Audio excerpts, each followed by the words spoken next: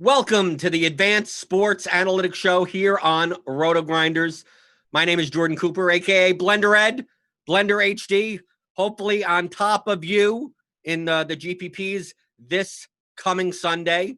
It wasn't this past Sunday.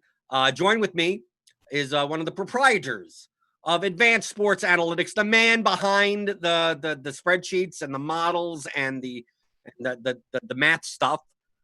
It's Stuart Gibson, and you came out with an article. It was a free one on Advanced Sports Analytics that kind of analyzed last week's slate with some of the stuff that we were talking about, where in GPPs we're trying to compare the likelihood of a shootout in a game with the stack price, like the point per dollar for the stack compared to the ownership. And while we kind of had a little debate where obviously we want to highlight and attack the high total games more likely to shoot out, but that's also tends to be where the ownership goes, and it also tends to be where more expensive players go. But for the week one slate, like in the Millie Maker on DK, you seem to find that some of the high total games were actually under-owned, and those middling games were actually over-owned. Yeah, well, I mean, I thought last week with Brandon and you guys had a really interesting conversation. I think Brandon on the side of really wanting to chase these super high total games. And I think your approach of kind of trying to identify games in the middle that have that likelihood of possibly going high and, being okay with, hey, look, if the high game goes high and everyone's on it, I lose. That just did. I lose.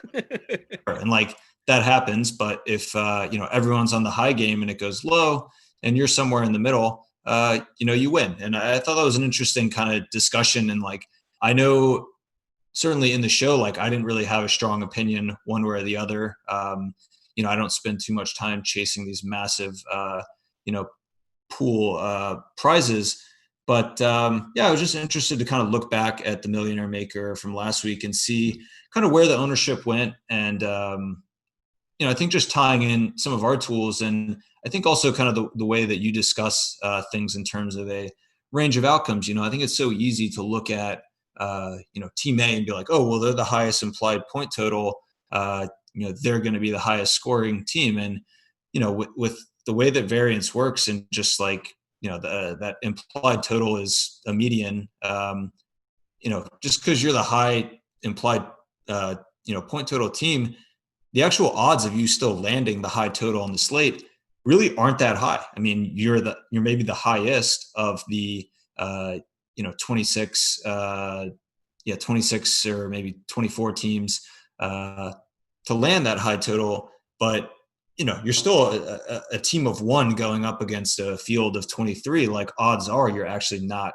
going to land the high total. And I mean, we saw that with Green Bay. Like that was, or I guess we'll start with Baltimore. They were kind of the high implied team, and they quite nearly got there. But still, like when you're trying to fend off 23 other teams, odds are, the high implied team isn't actually going to be the high scoring team. And when you factor in kind of variance, there's reasonable ways of kind of just calculating the odds of each team being the high scoring team. And that's not to say that, a tournament winning stack has to come from the high team, because, the way passing and running, team dynamics work. I think there were actually last week a pretty large pool of teams with high implied point totals that you just kind of had a feeling like if they were going to get there, it wasn't going to be through a all-out aerial assault, which might lend itself towards a big stack, but really through just like dominating on the ground. But yeah, I went back, and you can go to the website to, I guess, read the article in full. But the general gist is kind of we plotted probability of teams being the high-scoring team on the slate versus the proportion of double stacks that were owned, that were associated with those teams. And when you say double stacks, that would be a quarterback with two of their teammates. Yes, two of their teammates. I was looking specifically at wide receivers or tight ends. I definitely know there are some, like, Eckler is a super viable as a running back, a part of a super viable Chargers stack. There's a number of other running backs around the league that are just really strong pass catchers and could be a part of a quote traditional double stack. But I was looking just at pass catchers and their quarterbacks, and I don't know, correct me if I'm wrong, but like, to me, an efficient strategy of, if you were max entering 150 lineups, an efficient strategy might be to say, all right, let me look at this week we have 26 teams on the main slate. Let me see the probability of all those, if each of those teams being the top scoring team on the slate, scale that probability by price of stack, and just allocate your lineups towards those different stacks according to price scale probability. Now, I'm interested to hear like why that could potentially be wrong. What are the pitfalls there? I mean, to me, I think one obvious one is that some teams that have efficient offenses have a ground oriented offense, so they don't really lend themselves to double stacking, or they have a super condensed target tree where there's really not necessarily room for more than one player to have an explosive game as a pass catcher, or they have a super sparse target tree where it's kind of hard to pin down two players that you like. But am I crazy here to think that this is like a one possible way to think about it, where say how likely is each team to be the high team on the slate? Allocate my stacks accordingly. But that's essentially what we're looking for when we're stacking games. When you're either stacking one side of a game or the game itself, like you're playing a double stack, a 3-man quarterback, 2 pass catchers, and then a run back, or even 2 run backs in like a super type of stack, or 3-3 that some people do, which is extremely high variance. But it's very similar to what RotoGrinders has for MLB, called Slate IQ. And every day, Jamino comes out with, he runs a simulation of 25 comparable slates with the pricing and the types of players from Results DB, because we have all the DK information. And then, obviously, the chances of it being in the winning lineup. So it doesn't necessarily mean the highest score. So like a Coors game in baseball typically have high totals, but also the prices of those players tend to be bumped up because of it.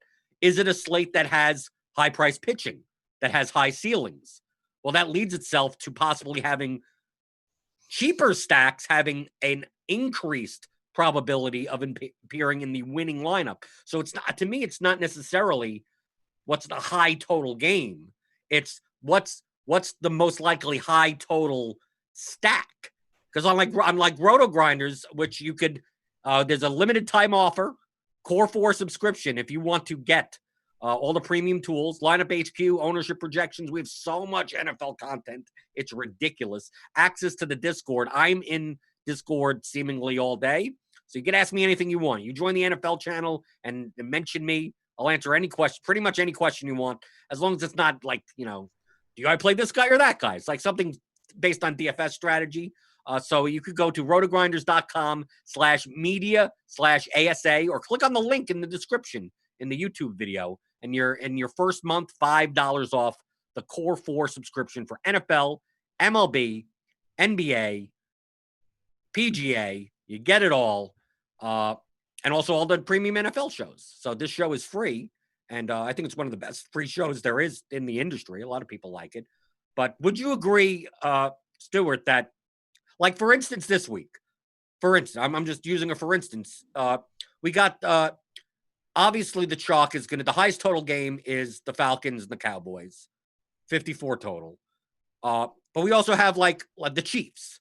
The Chiefs Chargers have that their totals come down to 47.5. But like a Chiefs stack, for instance, like the stack Mahomes, Hill, and Kelsey is very, very expensive. So like in order for that to be the highest scoring, the Chiefs could put up the highest points on the board. let's say they have the highest point. They put up 38 points as a team. And the Falcons and Cowboys each put out 29 or something. Well, based on the prices, like the Cowboys stack probably, if it's 2 touchdowns to Cooper and 1 to Lamb and a Zeke receiving touchdown or something, Prescott's in the winning lineup. You got the Cowboy stack wins only because like Kelsey doesn't hit the 100-yard bonus. Hill has the 100-yard bonus and no touchdown because DeMarcus Robinson has one of the touchdowns. Like the Chiefs could put up the most amount of points and none of their players end up in the winning lineup. So to me, I don't necessarily just look at the range of outcomes of like the game. Like I look at what ways could the production in the game and the distribution of points, fantasy points in the game, how can it be skewed? So like, what's that? Like, what would be like that Venn diagram, like circles? So like, for instance, taking the Falcons Cowboys, like if I told you that the Cowboys were going to put up 32 to 35 points, you could find ways, because it's very easy to say, well, I think the Cowboys put up 14 points, so I'm fading the game. Like that makes it easy because if they score only 2 touchdowns, like that stack's dead. Like no one makes value. But there are instances in which the Cowboy stack scores 28 points, 35 points, and let's say it's spread out. So if it's spread out and if it's spread out to the expensive guys, they put up good scores, but not like have to have scores. But it could also be 3 touchdowns to Amari Cooper and 1 rushing touchdown to Elliott, and the only person on the team that's worth having is Cooper because obviously he has 40 plus points. They still put up 35, or it could be that CeeDee Lamb has 1 touchdown, but since he's 4,700. Now the double stack's good. Now you want Prescott, Cooper, Lamb. So I look in terms of how do the pieces go together.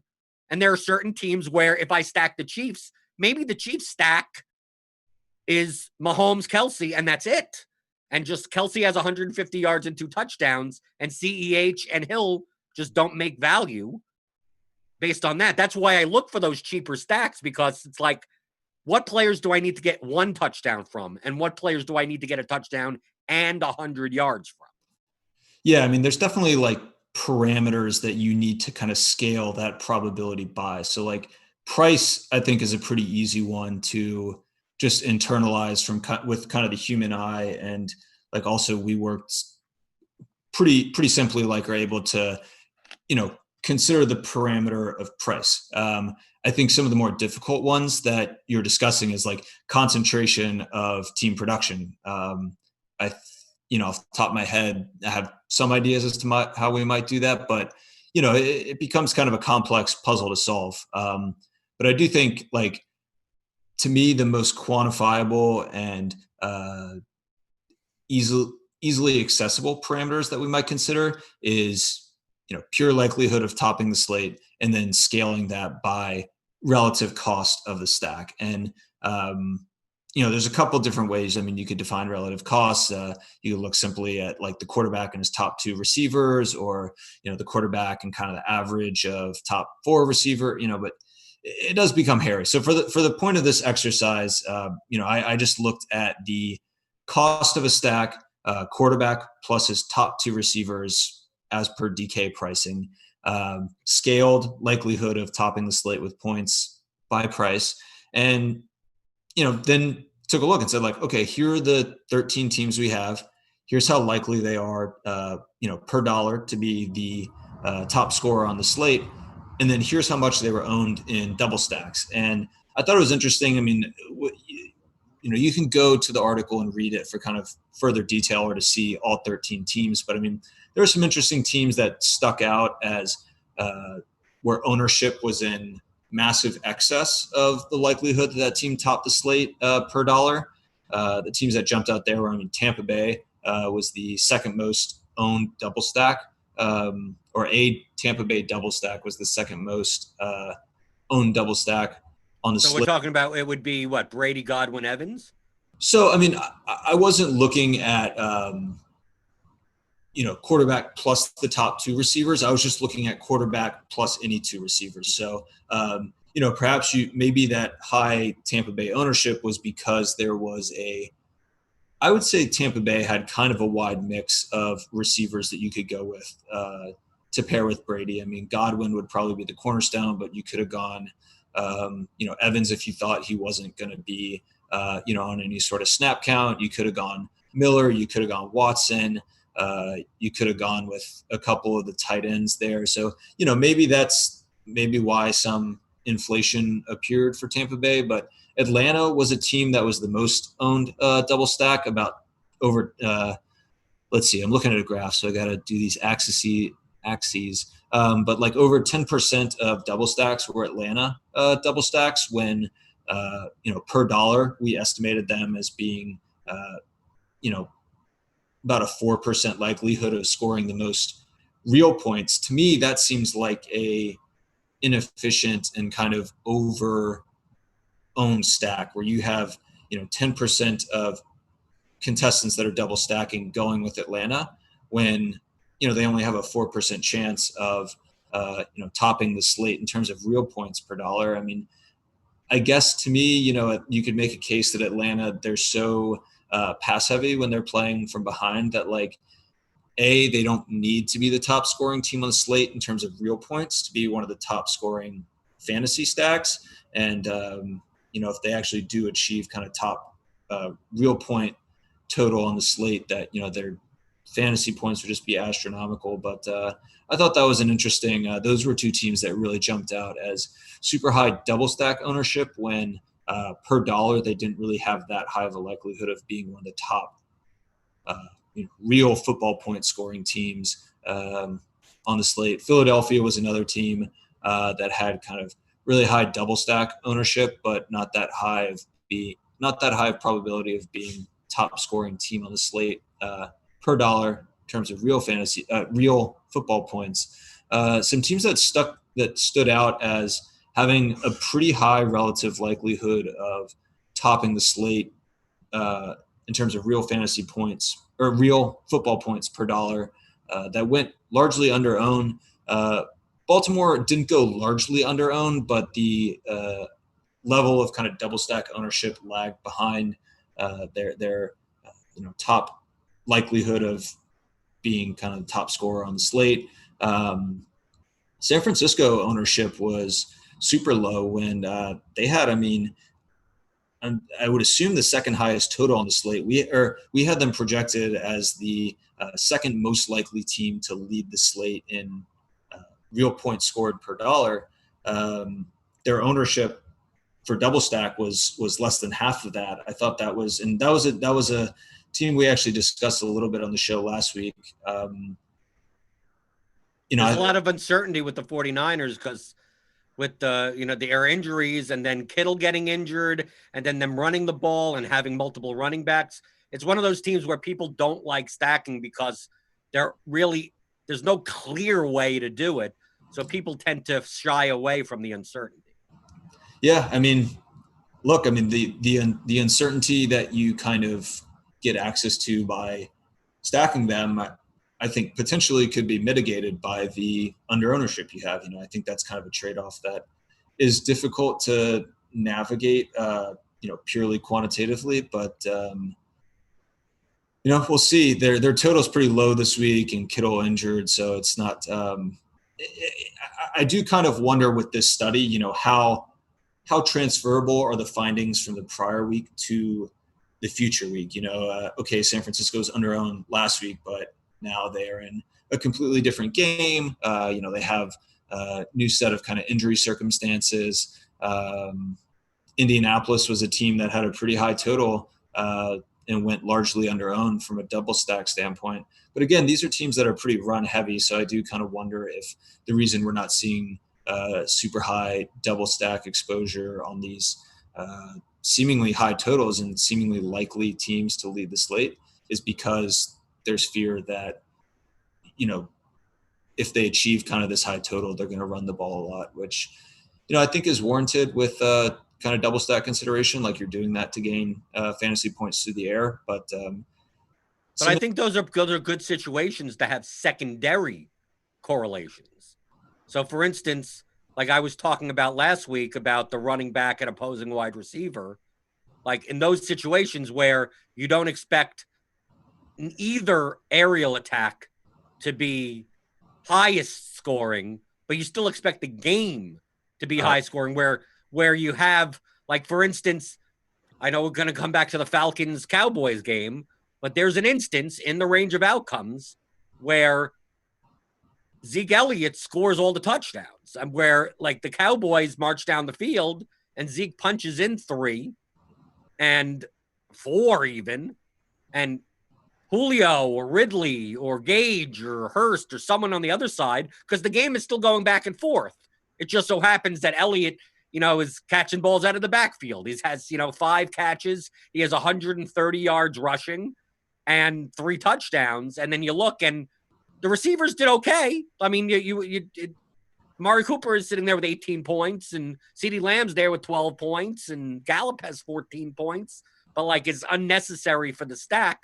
But there's going to be, if the game's back and forth, it doesn't mean that Ryan plus Julio plus Ridley got there. But maybe one of them did. Maybe Julio had a 140-yard game. Maybe Ridley had 2 touchdowns.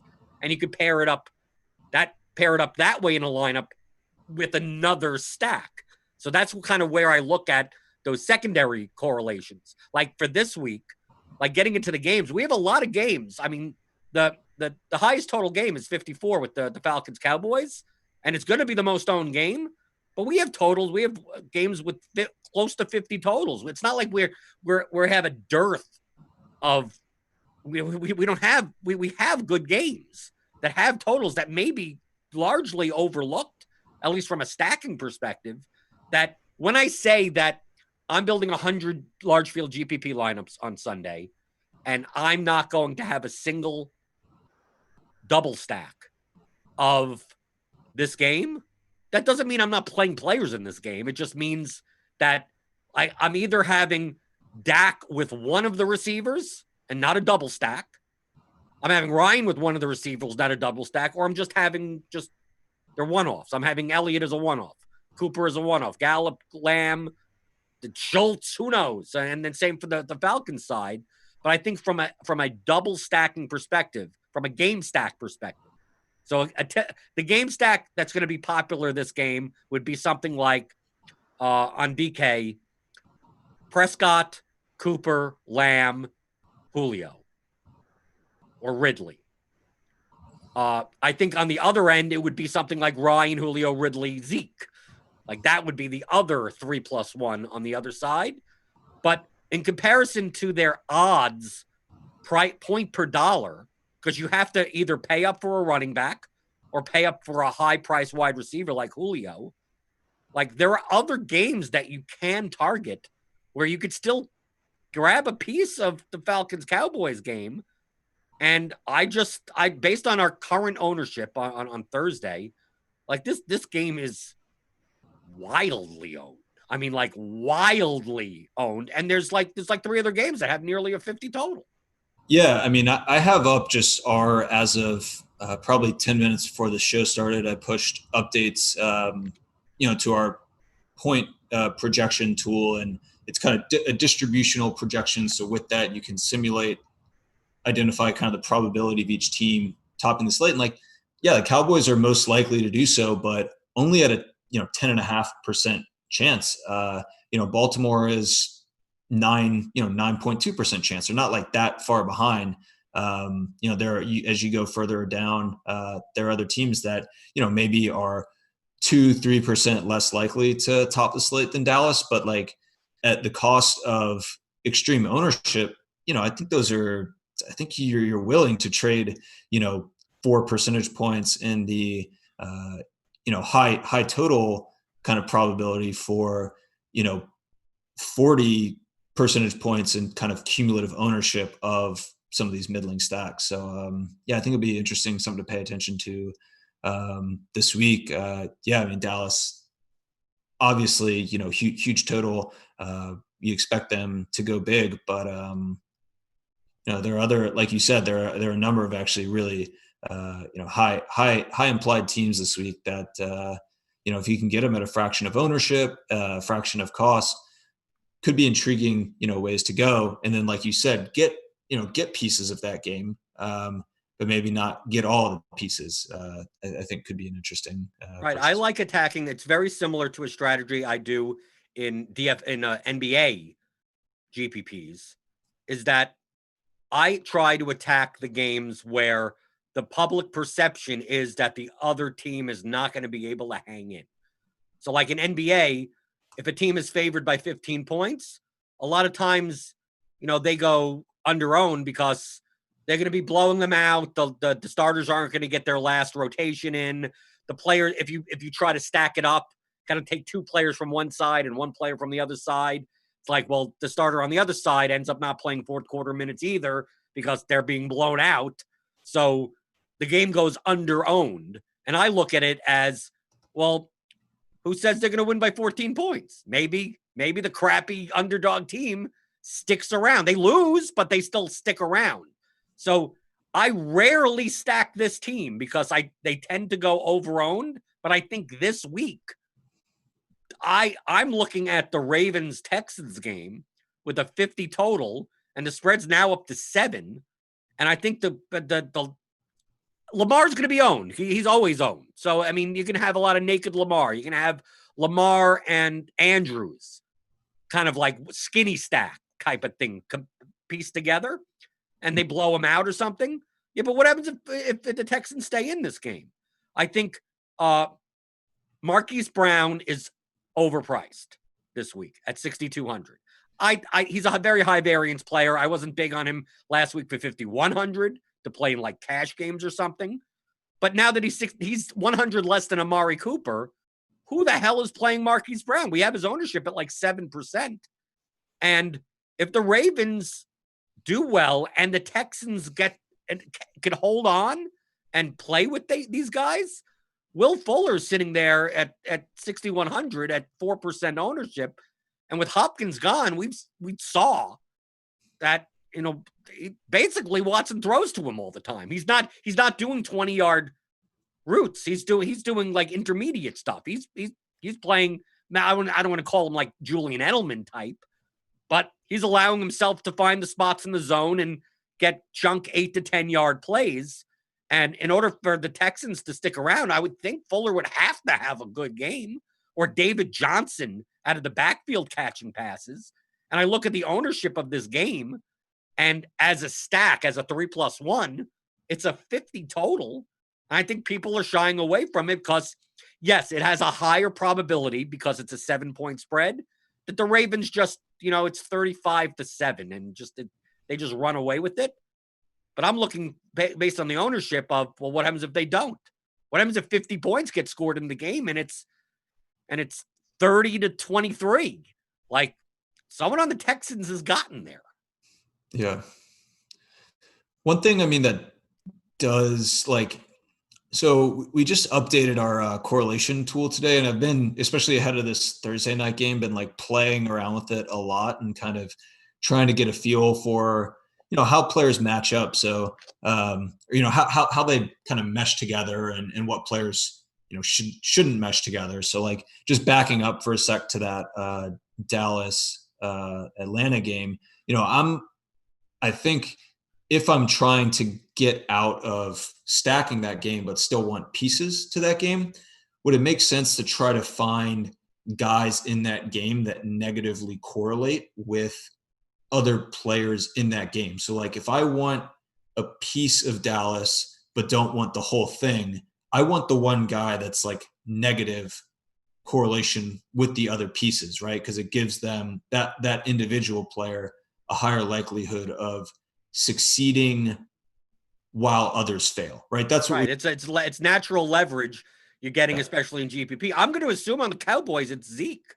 Yeah, so I was looking at it now. You have, really good leverage between correlation between obviously Dak and his pass catchers, and I think, as I navigate tabs, all the pass catchers have good correlation with their opponent, right? So it's if that game, if Cooper and Dak blow up, there's a decent chance, there's because of correlation, there's kind of an elevated chance that the opposing team, Atlanta, also blows up. But Zeke has this negative correlation with some of the Dallas pass catchers, Gallup, Cooper.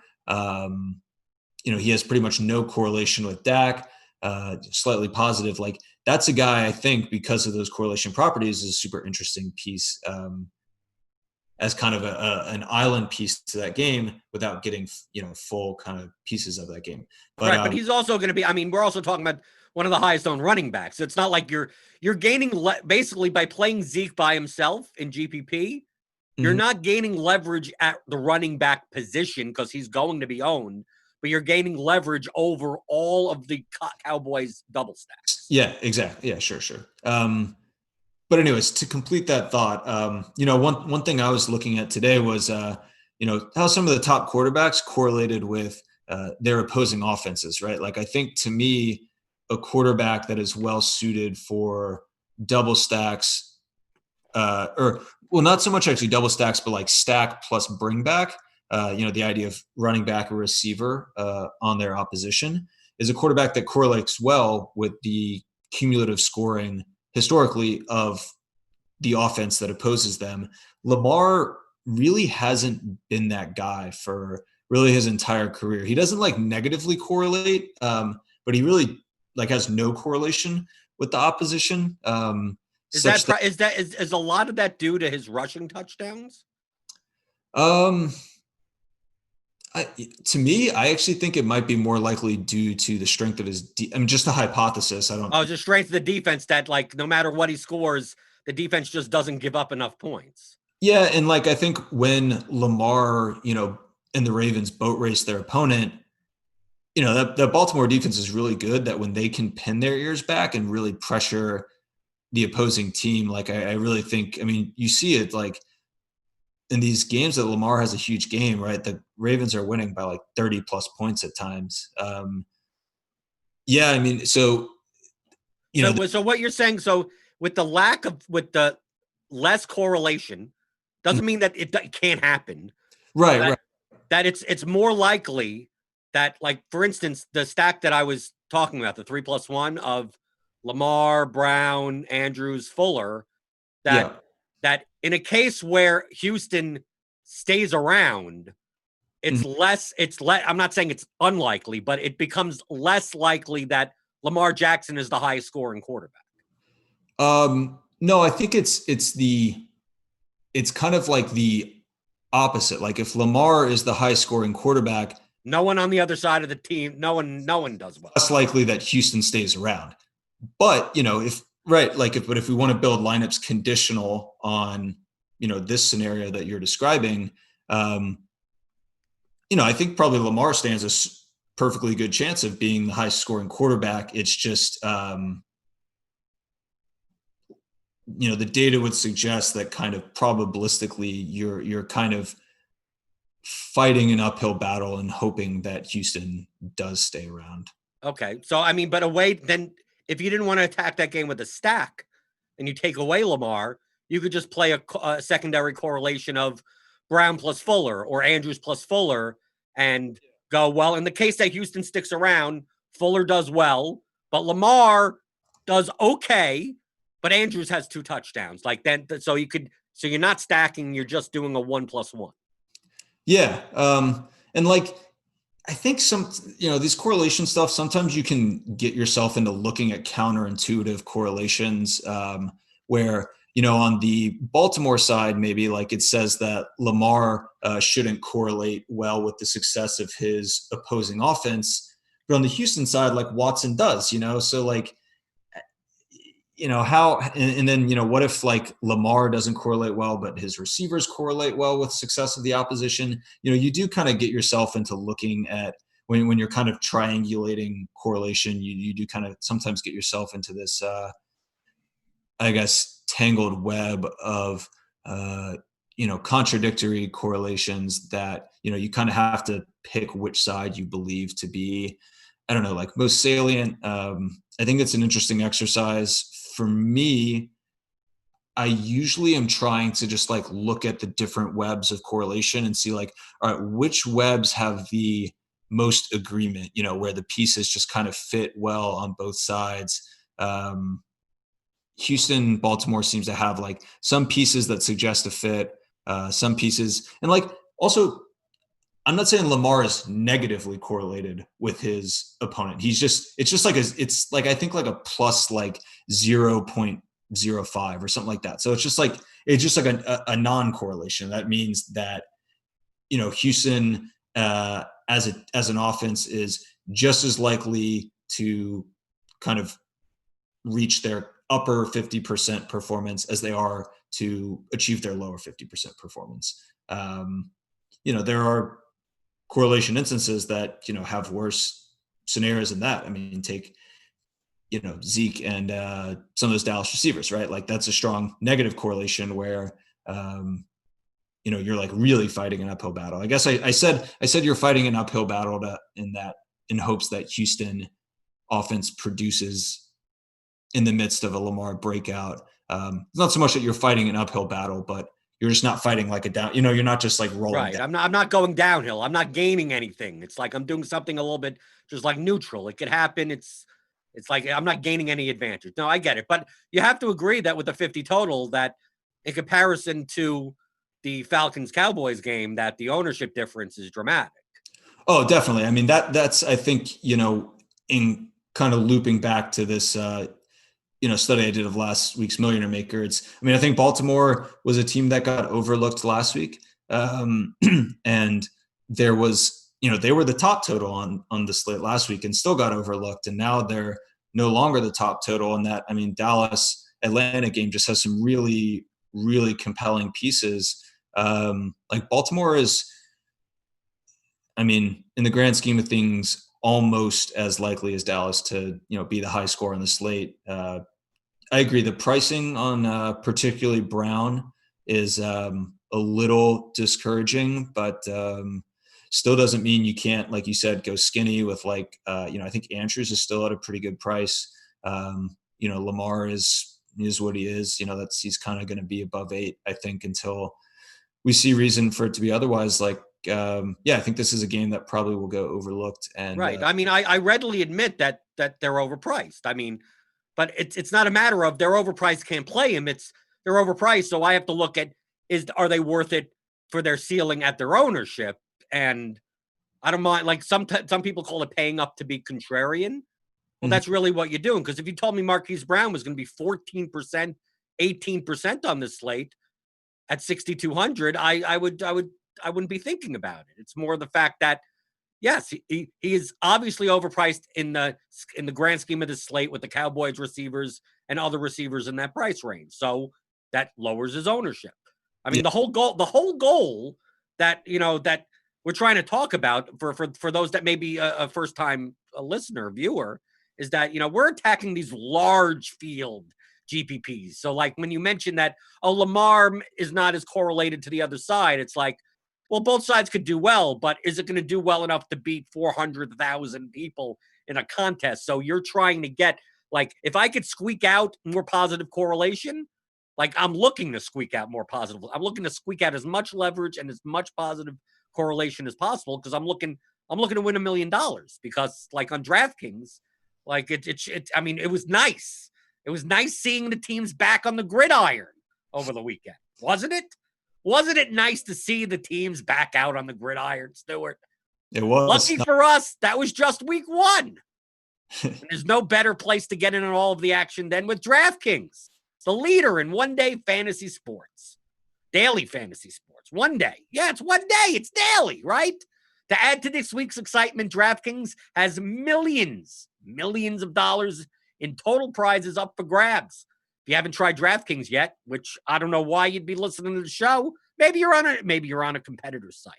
But if you haven't tried DraftKings yet, head to the App Store now. Like right now. Like I'll wait for you.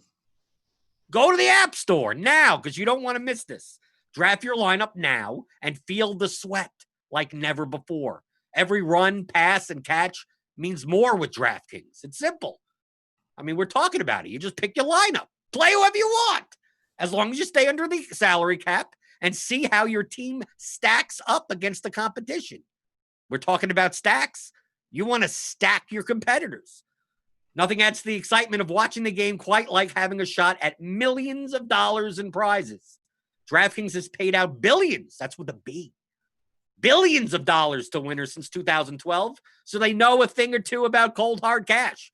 And I've won some of those GPPs, not in the millions, in the hundreds of thousands. So I know a thing or two about kind of like lukewarm cash. So download the DraftKings app now and use the code DFF. Okay, the code is DFF. For a limited time, new users can get a free shot at millions, or whatever. Millions, like Austin Powers. Millions of dollars in prizes this week. Don't miss out on the week 2 action. Enter the code DFF to get a free shot at millions of dollars in prizes with your first deposit. Minimum $5 deposit required. Eligibility restrictions apply. See DraftKings.com for details. That's code DFF, only at DraftKings. Make it rain. So we're trying to get these millions of dollars, Stuart. But we have other total, like we have higher total games. Look, Packers-Lions, 49.5. I know Devontae Adams is still going to be popular at 8,100 because of the Packers' kind of very condensed attack. But I mean, I've listened to plenty of shows like no one's talking about stacking this game. And if Galladay is out again, like with so many people that got burned with Marvin Jones last week, Ooh. right? Doesn't it make sense? I mean, it's hard to calculate ownership because the ownership has Galladay factored in, but still like 13%. Okay, he's not like single digit ownership, but doesn't that make sense that if you stack this game, like you could skinny stack like Rodgers, Adams, Jones, or do something like Stafford, Jones, Adams, and like do you even need the double? You double stack with the Lions with like a Hawkinson. It's a 49.5 total. The running games on both sides, it's teams that kind of, I think people think of Patricia as someone that wants to run first, but we've seen last year, like he'll let Stafford throw the ball. You kind of, based on the spread is 6 points, we expect the Lions to be behind. So like doesn't it make sense that at a 49.5 total, like no one's talking, people are talking about pieces and mostly Adams, but the stack of this game, like I'm hearing nothing about. Yeah, I mean, I think it's a strong total game. You figure competitive, right? It's actually one of these. Dallas, Atlanta is actually a pretty close spread, but yeah, this game figures to be close. To me, Adams feels like a building block, really either way you go. But there is, I think, some optionality in kind of how you work around, building around Adams, right? Like you could go Rodgers, Adams, but I think you could just as easily do Stafford and a Detroit pass catcher or multiple pass catchers and bring Adams back on the other side. I think, Green Bay proved last week that I think Lazard or MVS are viable, options. Be interesting to see if no Galladay, not sure, haven't really heard much buzz about him, but Quintus Cephas got 10 targets. He only caught 3 of them, but got 10 targets from Detroit last week. I think, we'll see if people kind of get scared away from Marvin Jones. There's really no way to know that until after lock. But, I think on the Detroit side, you could go Hawkinson. You could go Jones. I think Quintus Cephas is a deep, but, if no Galladay, viable option to bring back on the Green Bay stack. I wonder if, I feel like in PGA contests, sometimes you see like a ownership hangover on the winner the prior week. Like people will shy away from the winner because, and Rodgers got a price bump, sure, but it's kind of the, I always make fun of this, Stuart. It's like the gambler's fallacy in the reverse, because you get some people in daily fantasy, and just same in like poker or any other type of thing like that, where you see it in PGA also in DFS, where like Oh, I can't play the last week's winner because the chances of them winning 2 weeks in a row are what I was like, well, you're not calculating. It's the same as, well, it came up red on the roulette wheel 6 times in a row, so I can't bet red. But then there's also people that are like, well, it came up 6 times in a row. It's a hot color. I got to bet red. So, I mean, you'll have people that are like, well, Rodgers is back. He did well last week. I'm going to play Rodgers Adams again. And then there are people that are like, well, he did it. What's the chances of Rodgers having 2 good weeks? There's no way I play him. I think just again hypothesizing that it's like when you expected it to go red and it does, then you're like, oh, I got like it's definitely it's going to keep going red because like I saw that coming. When the roulette wheel lands on Rodgers and you didn't see it coming, you're like, oh well, that can't happen again. Like right, it's a fluke, right? Like I think the mind tends to assume that perceived flukes won't happen again, and perceived expected outcomes that do occur will continue to expectedly occur. 2 years ago, I think a Rodgers explosion game would probably fall in the expected outcome that did occur. But I think this is a super interesting game. We have Green Bay as 5th most likely to top the slate in terms of real points. About two and change percent less likely than like Dallas. And I mean, I just think, aside from Adams, like this whole game is going to go so under-owned compared to some of those higher total games, Baltimore, Dallas, Atlanta, Kansas City. I think a pretty interesting spot, one worth considering. Go ahead. I think a similar type game is Vikings Colts. Currently is a 48.5 total. A lot of these totals have bumped up. Like the Lions Packers game opened at 46.5, and it's up to 49.5. So maybe that's why people haven't noticed that it's getting up there, the total. But the Vikings Colts game, we're going to see Jonathan Taylor be super running back chalk on this slate. Do you think you were talking about looking for plays that are negatively correlated to ownership? Don't you think that the under-owned side, where the Colts still put up, this game turns into a semi-shootout, that the leverage would be to play Rivers, Campbell, Hilton with no Taylor, and that like basically Taylor and Hines kind of split work, no one gets there, and there's 4 touchdowns through the air, and you run it back with Thielen. And Thielen's got a bump in price. I know Thielen is not like he got there last week in the 4th quarter. Like he's not a type of receiver that busts out for big plays because, I mean, he's just not that type. I don't know if people are going to have recency bias and go back to Thielen for ownership. I mean, I could look right here. Our current projected ownership on Thielen is, let me see. Thielen is 7.5%. But one of the things that I like doing, especially, I mean, I say this every week. I mean, it's the same type. It's always that psychological mindset of people think they know more than they know. I'm going to take advantage of the fact that, like, before the first week, it's like, well, what does anyone know? They think they know, and then half the stuff happens, and it isn't. But now we have we have 1 game sample. How much do you know in a 1 game sample?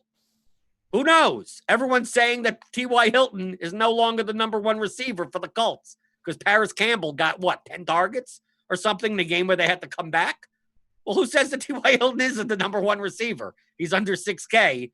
And if you're going to get some natural leverage, negative correlation against chalk Jonathan Taylor, even if you don't want to double stack, I mean, what's wrong with? And people are like, "Oh, Rivers just dumps off to his running back," right? Like that's the narrative now.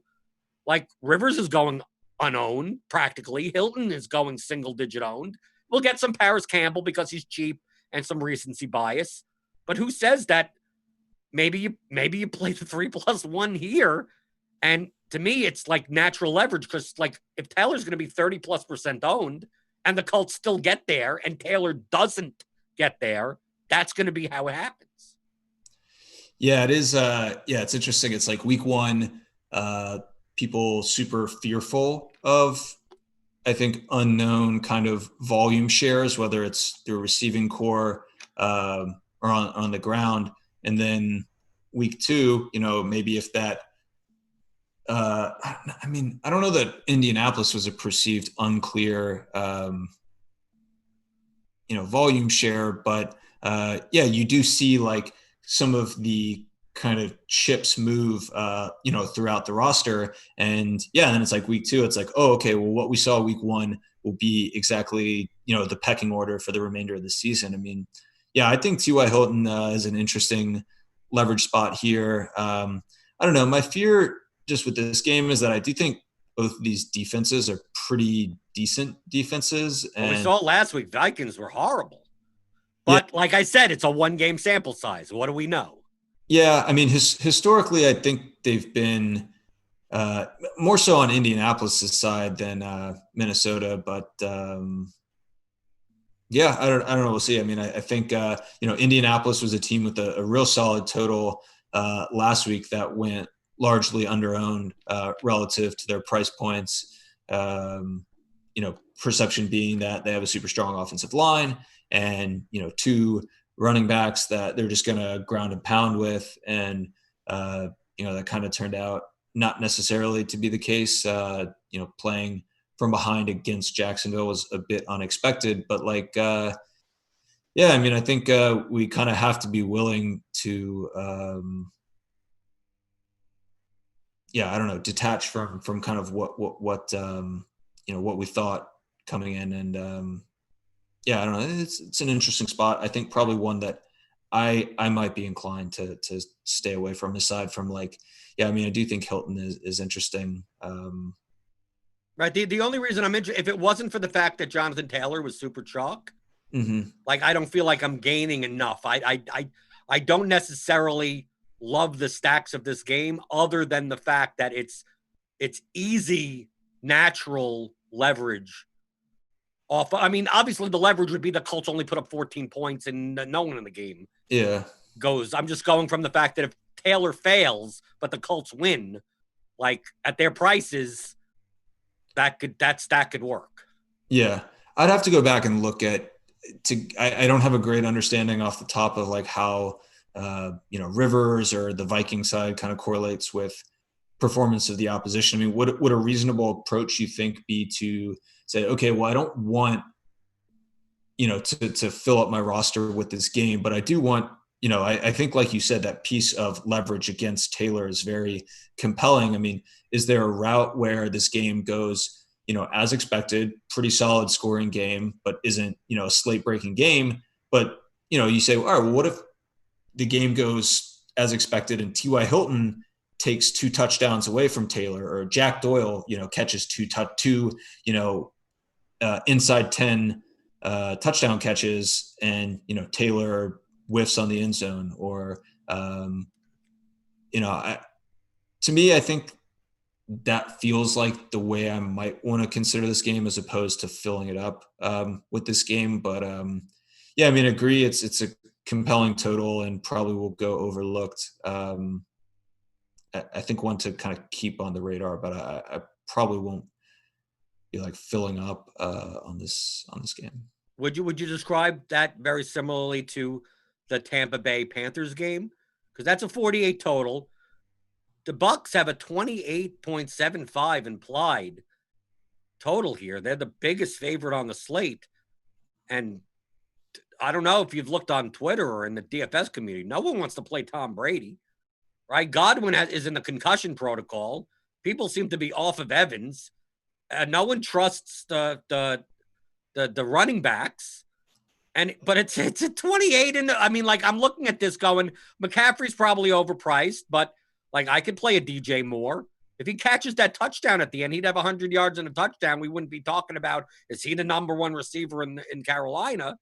But when do we see the third? I think they're the third highest implied, the second. I mean, they're even above Baltimore currently. Yeah, and it seems like no one No one people are like, oh, maybe I could play Scotty Miller or something. Like, that's what people are talking about. Like, is there a path, especially if Godwin misses? Because we talked about before that the stack, if you're going to play Brady plus Godwin plus Evans, like that stack price is just, And Ronald Jones can catch passes out of the backfield. Like, to me, I'm looking at, like, with this total, just based on long-term correlation, why aren't I playing either Ronald Jones as a one-off?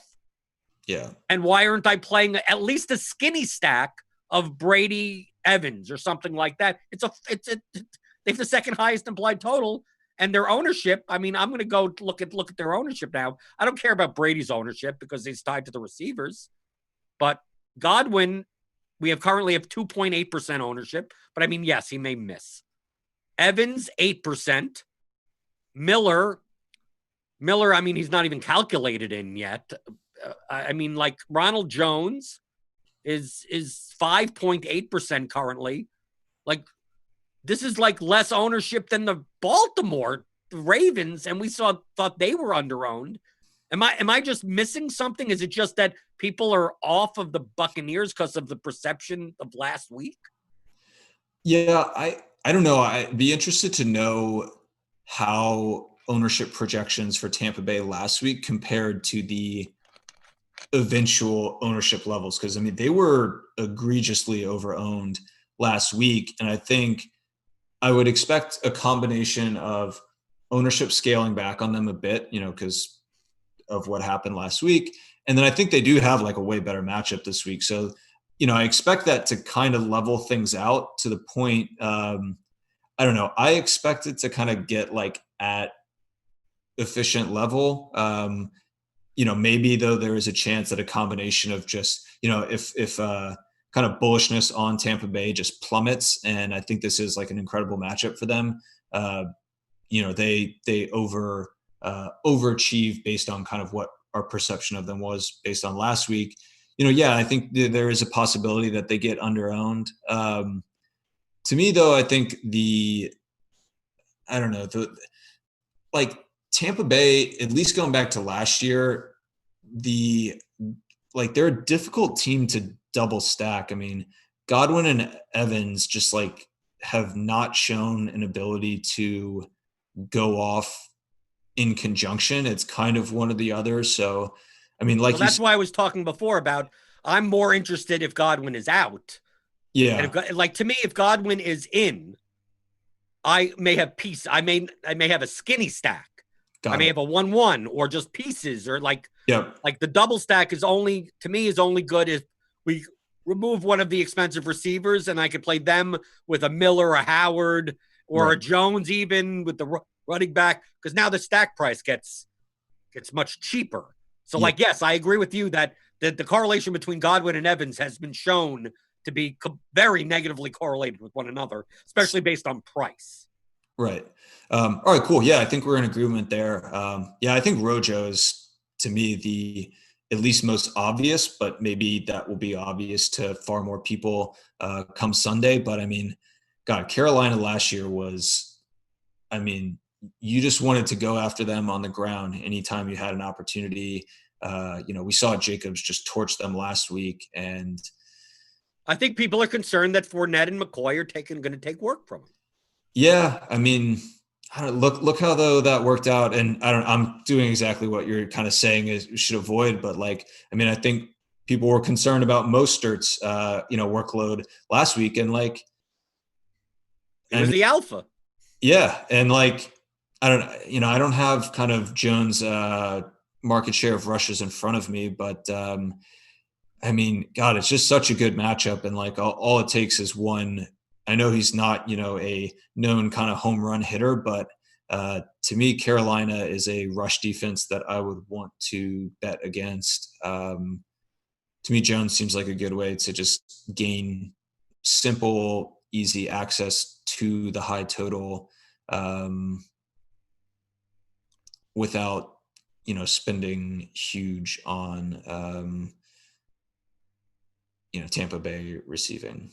I want to touch on two more games. Sure. One that I like and one that I I may end up with no one from. But they're both 47 totals.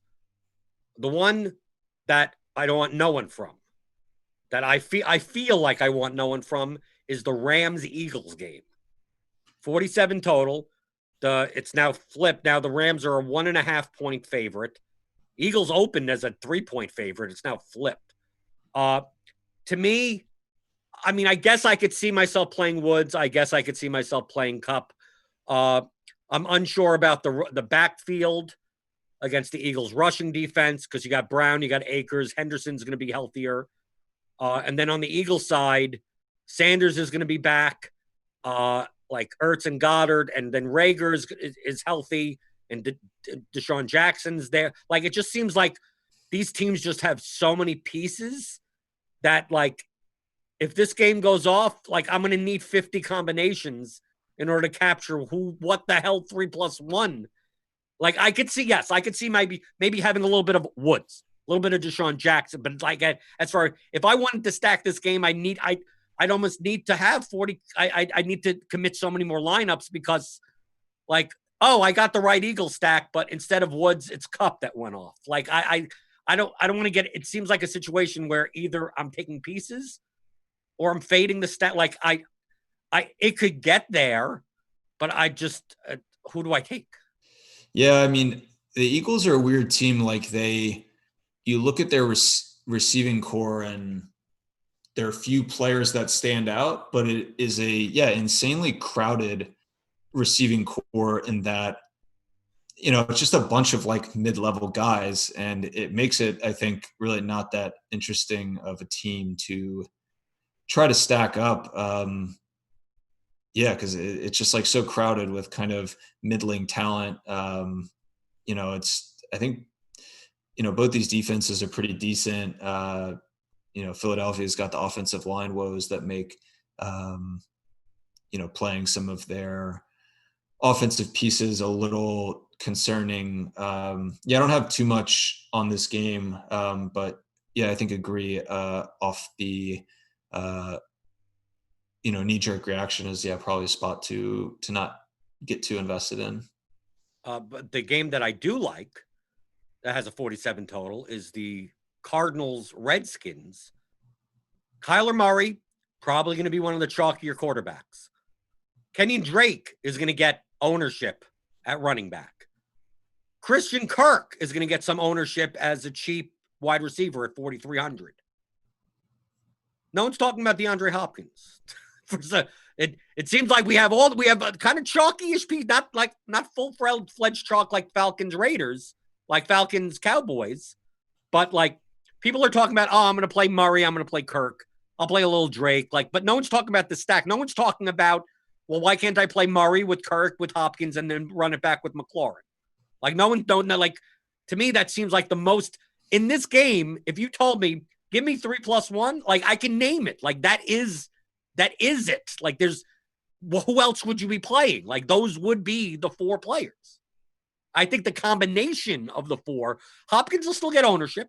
We're projecting him somewhere in like 12% range. Kirk will probably get somewhere in the 8 to 10% range. Murray will get 10% or so, and McLaurin will get 10%. Like, none of these guys are like low owned, but the combination are people doing it. I'm not sure about that. Yeah, I mean, Hopkins was a guy coming to this year that people just kind of the industry decided that, we're going to be low on Hopkins. And I mean, he came out and was huge week 1. And I think Stewart, that we're getting the reverse perception. We're getting reverse recency bias.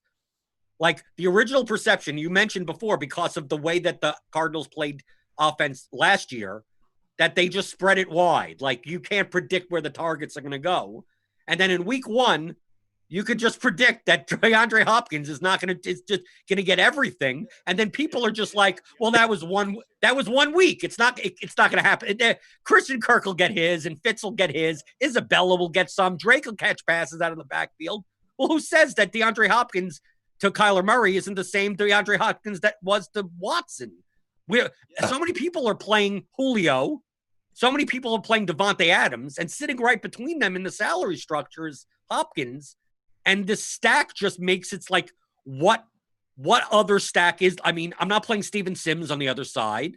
I'm not going to go into Antonio Gibson again. I'm probably not going to play Drake with the stack. Like the tight ends don't matter. Maybe Logan Thomas. Okay, maybe I could run it back with Logan Thomas on the other side. But to me, this is the game that if I wanted to take 10 out of 100 lineups, it would be the same 4 players. And then I could rotate around there. And if the stack goes off, then I don't have to guess here. Right. And it's still with chalky. And it's not like I'm gaining a ton of leverage individually.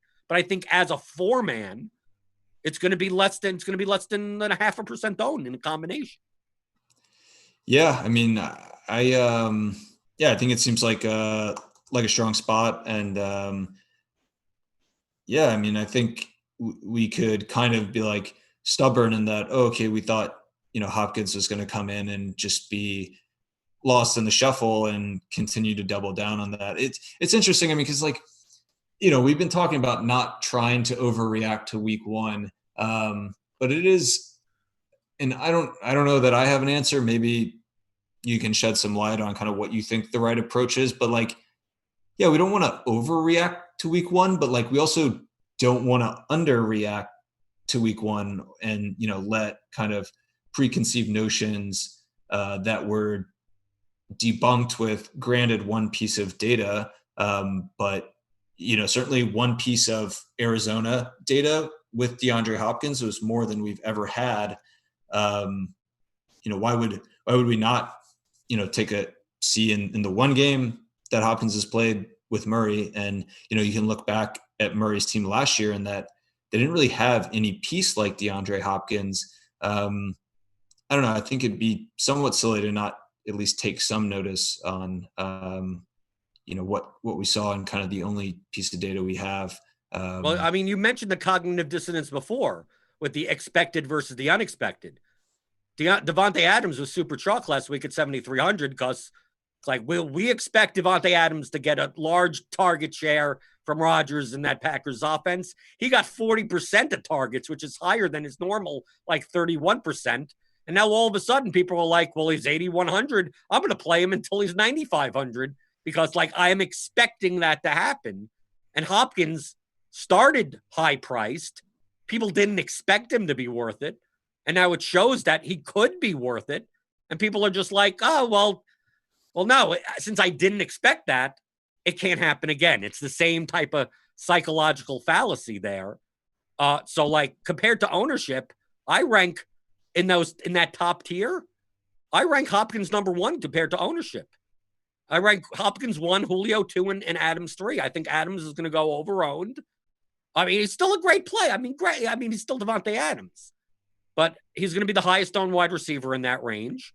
So I'm much more likely to if I'm playing a chalkier lineup, I don't mind playing Hopkins as a one-off. I don't mind. I could play him in a skinny stack with Murray. I could play McLaurin and Hopkins against each other in a non-stack secondary correlation and a 12% ownership. If you told me Hopkins has 12 catches for 140 yards and 2 touchdowns, we shouldn't be shocked. Yeah, I mean, so I like, and that stack just makes a lot of sense from a correlation standpoint. So I just have it up here in front of me. I'm looking at it. Hopkins guys always correlated well with his quarterback, and I could see maybe some narrative where it's a running threat quarterback doesn't have ideal correlation with primary receiver, but in the 2 years when Hopkins was with Watson in Houston, plus 0.37 correlation, pretty strong. Murray correlation with the cumulative scoring of the opposing offense, plus 0.36, also quite strong. McLaurin on the other side, plus 0.34 correlation with opposing offenses. I mean, this is we talked about how with Baltimore and Houston, there are some contradictory pieces where, the Houston side correlates with their opponent well, but the Baltimore side doesn't. And it's kind of at that point, you kind of just got to decide what you believe. But this is a case where I think the pieces just all come together really nicely. Hopkins, great correlation with his quarterback, typically, historically. I know it's a new quarterback, but you would hope that some of those properties that lend itself to that correlation carry over. I do think Murray and Watson do similar things with their ability to, obviously make plays on their feet, both gaining points by rushing and also extending plays. And then you see just good cross-game correlation between the receiving pieces that we're discussing here. To me, this is a really good spot where, all the pieces that we're discussing kind of mesh together in a correlative net that, or web that, like, I think kind of is ideal, I guess, in what you're looking for. So, I think agree with you. Good spot. Okay, so the rest of the games on the slate are 44 totals and below. So they are obviously significantly lower chance of being the top scoring team. Is there anything that you would either in those games that would disagree with that they have a low total, but obviously aren't going to be like towards the top of the list, but could maybe get there compared to ownership, or they're just pieces of each of these games? Because we're talking about games that are less likely to be targeted. So for instance, I think in the remaining games, the Jacksonville Titans game, you're going to see Henry, be popular. I think in the Jets San Francisco game, maybe you see some like cheap Herndon tight end. Bills, you may see some Bills Dolphins, you may see some Josh Allen kind of mixed in there. And then the Steelers Broncos, you may see some Melvin Gordon because Phillip Lindsay is injured. You may see some Deontay Johnson because he's a cheaper 4K type of wide receiver. But like to me, I'm looking at like the Giants Bears game, and with Tate back, like the Giants, like, do I want Saquon Barkley in a game where they only have an 18.25 implied total? Probably not. But I am looking on the other side. This may sound nuts. It may sound absolutely bonkers. It's not going to, I think. Okay. Jonathan Taylor is 5,700. He's going to be 30+% owned.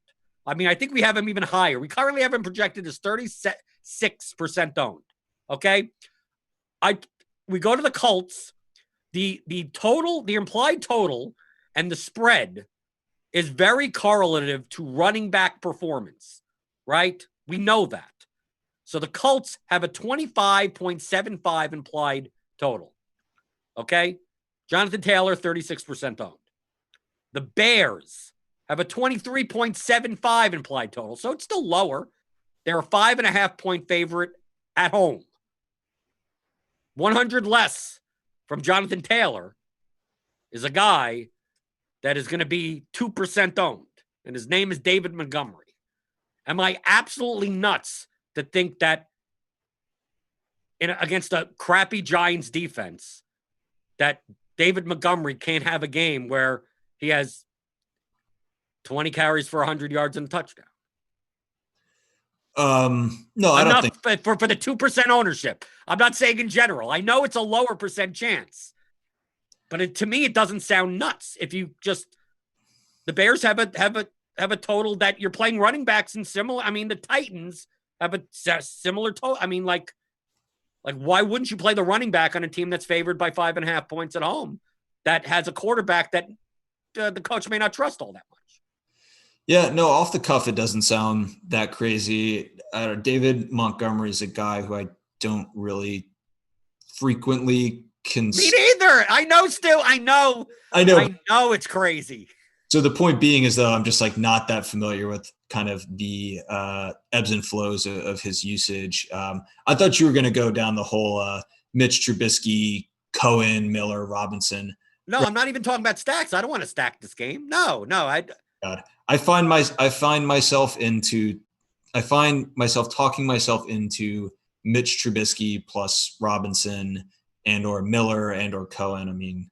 But who do you take on the other side? There's no logic with trying to talk yourself into Mitch Trubisky stuff. It's not even worth like talking about on this show. It's a real problem that I got to get a hold of. Let's see. Montgomery, clearly kind of the lead back for Chicago last week. And yeah, I mean, to me that sounds reasonable. You know, I don't have much of an opinion or take on it, but it's it's a purely based salary, positional ownership, leverage.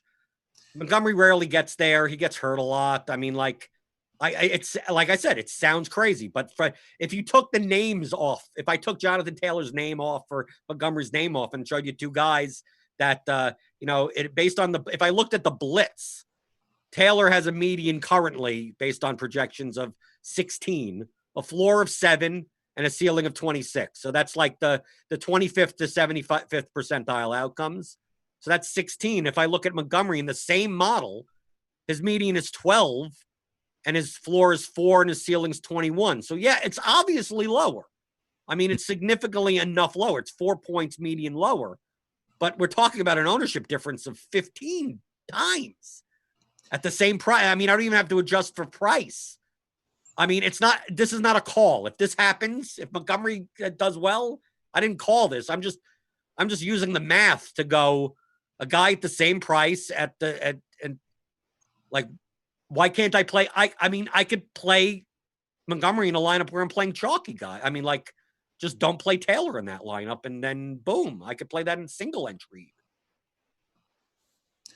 Yeah. No, off the cuff, I think it sounds reasonable. I think just looking at players priced around that point, I'd probably be more partial to a guy like I like Rojo better. I agree with you. I know you're going to say Rojo. I like Rojo better. Yeah. But I guess Rojo probably has probably 2-3x ownership of Montgomery even as well. So no, off the cuff, I mean, yeah, I think it makes sense. Why not play both? That's true. Why not? Right. So anything else before we get out of here? I mean, I know we didn't cover some of the quote crappier games, but I mean, you've shown through your analysis and the data that the higher total games are more likely to produce higher fantasy point totals. And for large, extra super large field GPPs, that's really the games that we should be targeting with stacks. Yeah, I mean, I think going for these middling, if you want to be off some of the super high games, going for the middle of the pack games is more advantageous than going for some of these. I mean, some of these low teams like the Giants, less than 1% chance to lead the slate in total scoring. Like, that's just, I mean, maybe build one of your 150 lineups with the Giants if you want, but like, I mean, when you get down there, you're looking at some really minuscule probabilities. I think where probably the more strategic approach lies is, targeting some of these teams that are not within the top 3 or 4, but in kind of that next tier. Potentially a good way to go. And I think we did a good job of touching on some of those games. Green Bay, Tampa Bay, etc. So yeah. Stuart, people can find you on Twitter at both the Advanced Sports Analytics Twitter, as well as, you don't use your personal one that often. Not really. I mean, I just use the ASA Twitter. We changed our handle this offseason. I think it's AS Analytics DFS. So you don't even know. Yeah. I'm not even going to say it on air, but our previous Twitter handle was like so bad. I think it was like Advanced Sports ADV or something like that. Yeah, it is pretty bad. So we scoured the internet to try to find a better handle, but man, all the good ones have been snatched up. So right, even Blenderhead has been snatched up. That's why I'm Blender HD on Twitter. You can find me there. And if you want to get $5 off a Core 4 premium subscription to RotoGrinders, click on the link in the description of this video, rotogrinders.com/media/ASA. $5 off your first month of RotoGrinders Core 4 Premium. That's NFL, NBA, MLB, PGA. You get all the content, the lineup HQ access, ownership projections, a ton of content, access to the premium Discord, which I am in. A lot of the analysts and the pros, we're in all the time. I'm in way more often than I should be. and all the channels, sports-specific channels. So if you want access to me and all of the other pros at RotoGrinders, get your Core 4 premium subscription, $5 off. Click on the link. So for Stuart, I'm Jordan Cooper. This has been the Advanced Sports Analytics Show on RotoGrinders.com.